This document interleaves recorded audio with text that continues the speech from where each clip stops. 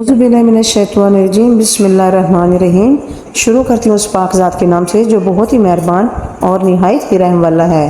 امید کرتی ہوں کہ آپ سب خیریت سے ہوں گے۔ تمام دیکھنے اور سننے والوں کو میری طرف سے السلام علیکم۔ اسلامک ہسٹری چینل پر خوش آمدید۔ آج میں آپ کے لیے لے کر آئی ہوں ایک نئی ویڈیو جس میں آپ کو بتاؤں گی فرعون کی بیوی اور حضرت بی بی آسیہ کا واقعہ۔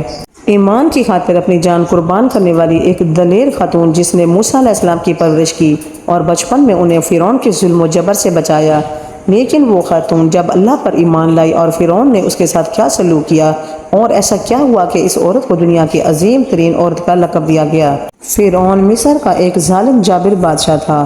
اس نے مصر میں آباد قوم بنی اسرائیل کو غلام بنا رکھا تھا اور ان پر ظلم کے پہاڑ توڑتا تھا۔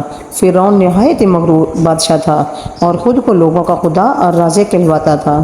کسی میں اتنی جرت نہ تھی کہ فرعون کی مخالفت کر سکے، لہٰذا اللہ تبارک و تعالیٰ نے فرعون کے خاتمے کا ارادہ کیا تو بنی اسرائیل میں حضرت موسیٰ علیہ السلام کی پیدائش ہوئی۔ جب موسیٰ علیہ السلام کی پیدائش ہوئی تو ان دنوں فرعون نے اپنے سپاہیوں کو یہ حکم دے رکھا تھا کہ بنی اسرائیل میں جو لڑکا بھی پیدا ہو اسے قتل کر دیا جائے۔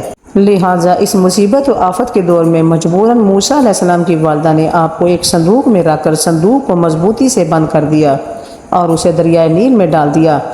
دریا سے نکل کر ایک نہر فرعون کے محل کے نیچے بہتی تھی۔ اللہ کی قدرت یہ ہوئی کہ یہ صندوق دریائے نیل سے بہتے ہوئے اس نہر میں چلا گیا۔ اس وقت نہر کے کنارے فرعون کی بیوی آسیہ بیٹھ کر نہر کا نظارہ کر رہی تھی۔ آسیہ ایک خوبصورت اور نیک دل عورت تھی۔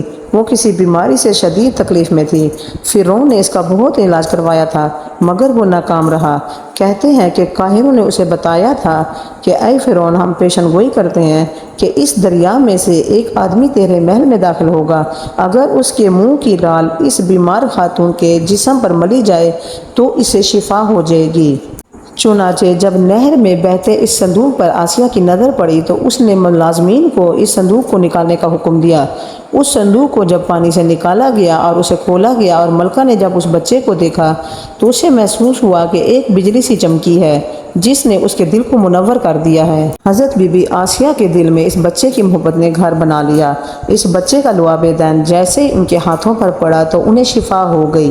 فرعون کی بیوی کا کوئی بچہ نہیں تھا، لہٰذا وہ بے اولاد تھی۔ لہٰذا اس خاتون کی ممتا جاگ اٹھی اور اس نے موسیٰ علیہ السلام کو گود لے لیا۔ اس طرح اللہ کی قدرت سے حضرت موسیٰ علیہ السلام کی پرورش اسی فرعون کے محل میں ہوئی جس نے آپ کے ہاتھوں ہلاک ہونا تھا۔ دراصل لفظ فرعون اس دور میں مصر کے بادشاہ کا لقب ہوا کرتا تھا۔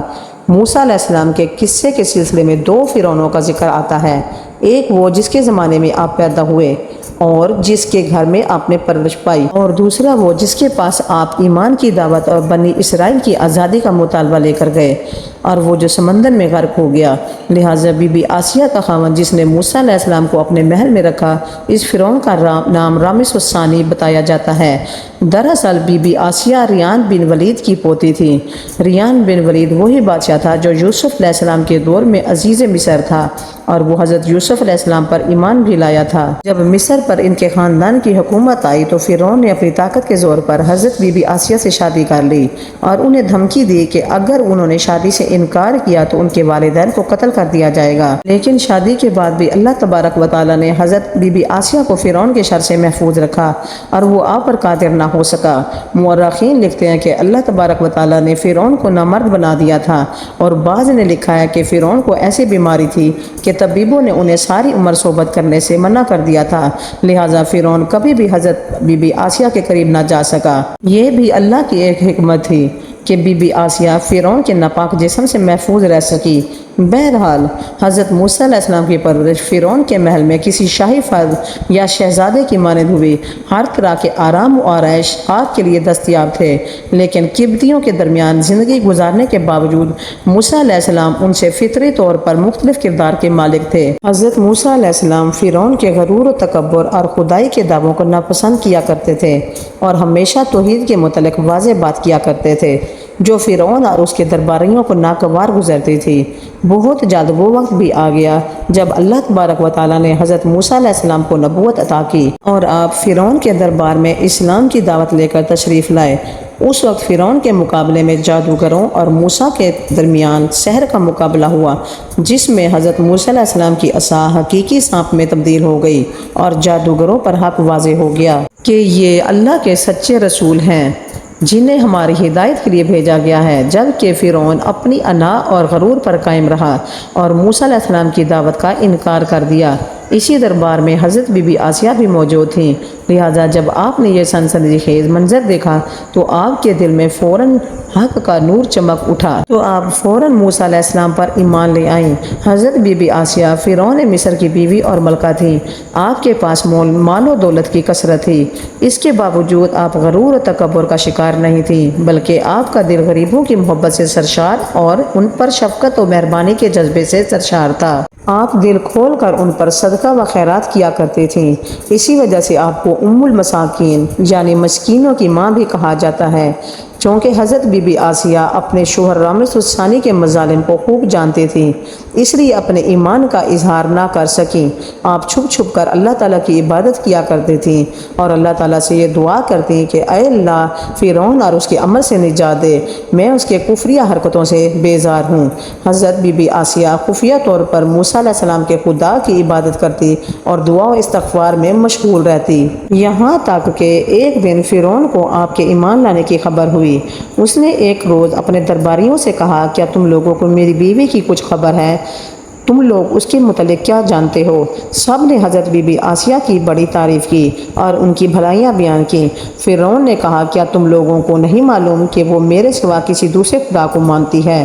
لہٰذا فرعون نے حضرت بی بی آسیہ کو دربار میں بلایا اور ان سے دریافت کیا کہ تو کسے اپنا معبود مانتی ہے؟ حضرت بی بی آسیہ نے دلیری اور جذبہ ایمانی سے جواب دیا کہ میں موسیٰ کے رب پر ایمان رکھتی ہوں جو میرا، تیرا اور ہم سب کا خدا ہے۔ فرعون اس بات کے جواب پر غضبناک ہو گیا اور بہت جلد پورے شہر میں اس بات کی شہرت ہو گئی کہ فرعون کی بیوی اور ملکہ نے فرعونی طور طریقے کو ٹھکراتے ہوئے دین موسیٰ کو قبول کر لیا ہے۔ پہلے تو فرعون نے حضرت بی بی آسیہ کو سمجھا کر اور ڈرا کر حضرت موسیٰ علیہ السلام کے دین کو چھوڑنے کو کہا، لیکن جب اس نے حضرت بی بی آسیہ کے چٹان جیسے مضبوط ایمان اور جذبے کو دیکھا تو اس نے ظلم و بربریت سے کام لینے کی ٹھان لی۔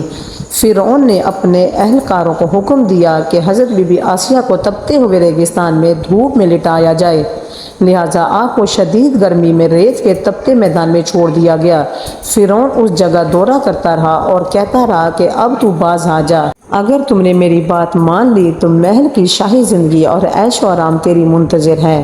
مگر حضرت بی بی آسیہ پر اس کا کوئی اثر نہ ہوا، کیونکہ آپ کو جنت کے اس لافانی محلات پر ایمان تھا جو اللہ تعالیٰ نے انہیں عطا کرنے کا وعدہ کیا تھا۔ جب فرعون نے حضرت بی بی آسیہ کی ثابت قدمی کو دیکھا، اس نے آپ کو شہید کرنے کا فیصلہ کر لیا۔ اس نے اپنے سپاہیوں کو حکم دیا کہ بڑی چٹان کہیں سے لاؤ اور آسیہ کو لٹاؤ اور وہ چٹان اس کے اوپر گرا دو۔ لہٰذا جب یہ لوگ پتھر لائے اور حضرت بی بی آسیہ کو لٹایا گیا تو آپ نے آسمان کی طرف نگاہ اٹھائی تو پروردگار نے حجاب ہٹا دیے اور جنت کو اور وہاں کے جو محل ان کے لیے بنایا گیا تھا انہیں اپنی آنکھوں سے دیکھ لیا۔ آخرکار پتھر کو آپ پر گرا دیا گیا اور آپ کی روح پرواز کر گئی۔ حضرت بی بی آسیہ کے فضائل احادیث مبارکہ میں کچھ اس الفاظ میں آئے ہیں کہ رسول پاک صلی اللہ علیہ وسلم نے فرمایا، مردوں میں سے تو بہت درجہ کمال تک پہنچے، لیکن عورتوں میں سے سوائے فرعون کی بیوی آسیہ اور عیسیٰ علیہ السلام کی والدہ مریم بنت عمران کے اور کوئی عورت درجہ کمال تک نہیں پہنچی۔ صحیح بخاری نمبر 30 اور 32۔ اسی طرح ایک اور روایت میں آتا ہے کہ آپ صلی اللہ علیہ وسلم نے فرمایا، جنتی عورتوں میں سب سے افضل خدیجہ بنت خولید، فاطمہ بنت محمد صلی اللہ علیہ وسلم اور فرعون کی بیوی آسیہ بنت مزاحم اور عیسیٰ علیہ السلام کی والدہ مریم بنت عمران ہے۔ ایک اور روایت میں آتا ہے کہ بی بی آسیہ کا نکاح حضرت محمد صلی اللہ علیہ وسلم سے جنت میں ہوگا۔ لہٰذا روایت میں ہے کہ رسول پاک صلی اللہ علیہ وسلم نے فرمایا، جنت میں میرا نکاح مریم بنت عمران، موسیٰ کی بہن کلثوم اور فرعون کی بیوی آسیہ کے ساتھ ہوگا۔ معجم کبیر 1100 ہم نے دیکھا کہ حضرت آسیہ ایسی حکومت کے ساتھ، ایسے دربار کے اندر اس قدر مال و دولت، اطاعت گزار غلام اور کنیزوں کے ساتھ میں ایک بہترین زندگی گزار رہی تھیں، لیکن انہوں نے حق کو قبول کیا اور موسیٰ علیہ السلام کے دین پر ایمان لے آئیں، حالانکہ انہیں معلوم تھا کہ ایمان لانے کی وجہ سے ان کی تمام خوشیاں اور مقام و منصب چھن سکتا ہے، یہاں تک کہ ان کی جان بھی جا سکتی ہے، لیکن آپ نے حق کو قبول کیا اور اپنے گزشتہ اعمال پر توبہ کر لی۔ بلا شبہ توبہ کرنا اور ایمان پر مضبوطی سے قائم رہنا کوئی آسان عمل نہیں، لیکن جو شخص بھی اس دنیا کی مشکلات سے گزر کر اللہ تعالیٰ کی اطاعت کرے گا اور انسانوں کے بجائے اللہ تبارک و تعالیٰ سے ڈرے گا تو آخرت میں اس کے لیے بہترین لافانی زندگی ہے۔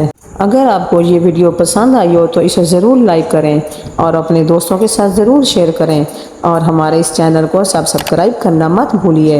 امید ہے آپ ہمارے اس چینل کو ضرور سپورٹ کریں گے۔ ہماری اگلی ویڈیو کا انتظار کریں، تب تک کے لیے اللہ حافظ۔